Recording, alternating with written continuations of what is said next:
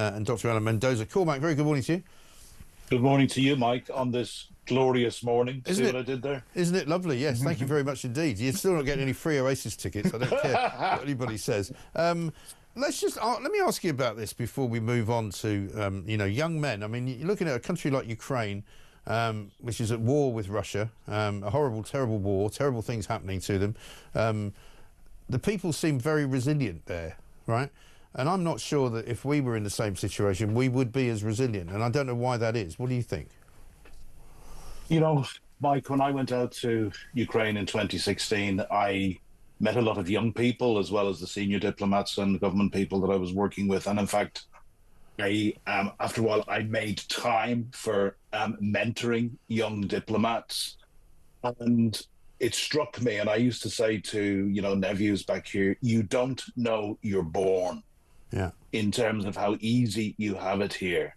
You want to go to Ukraine, and this was before this horrible war, but these were people that were growing up in a much harsher reality, yeah, and whose parents had grown up under the horrors, and believe it was nothing else, under the horrors of communism under the Soviet Union, and that had been imbued into them. And I think it's that great character, and I was hugely impressed with Ukrainian youth, and I think that we could learn an awful lot of lessons from Ukraine. I mean, I don't want to say too much more. I'm 62. I was blessed to have the most fantastic father and mother. So I mean, I grew up with great role models all around me, but it's a very, very worrying trend. The tendency to toxic masculinity, and it's something that I don't have children myself, but it's something that I'm certainly concerned about. Yeah, sure. Let's talk about the situation currently on the ground. Vladimir Zelensky had a conversation with Donald Trump last night, which Trump has described as a good conversation. Putin, up to his old tricks, I suppose, is kind of giving everybody the runaround. Nobody's quite sure whether if he says something, he's going to stick to it, or whether he's going to just completely ignore it as if it never was said.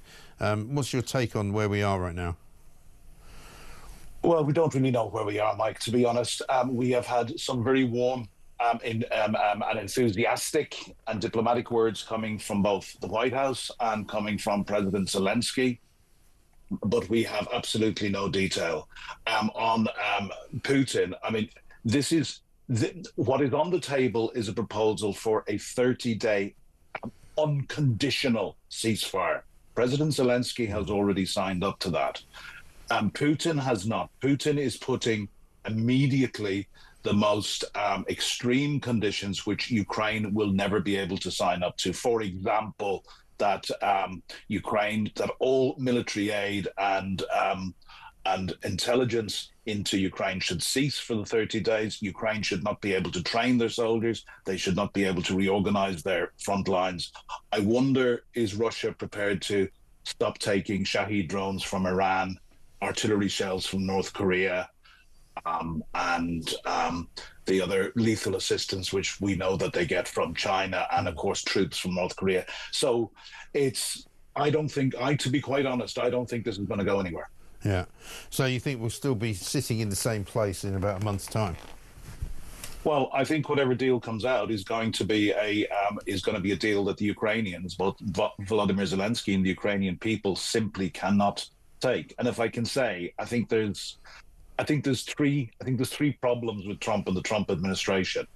One, I do not believe that they understand Vladimir Putin and his way of doing business, and they are certainly very, very inexperienced in terms of international diplomacy, and certainly in terms of dealing with Russia. I would say they are simply out of their depth.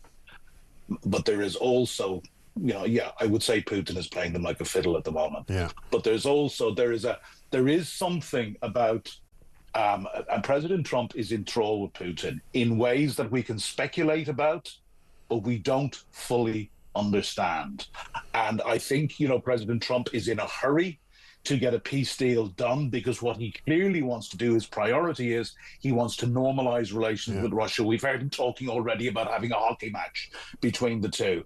And certainly from my perspective and the people that I speak to, both senior people over here and in Ukraine and in Kyiv, we don't see this going anywhere. Interesting. Thank you very much. Cormac Smith there, former Ukraine Foreign Ministry advisor. Let's talk to Dr.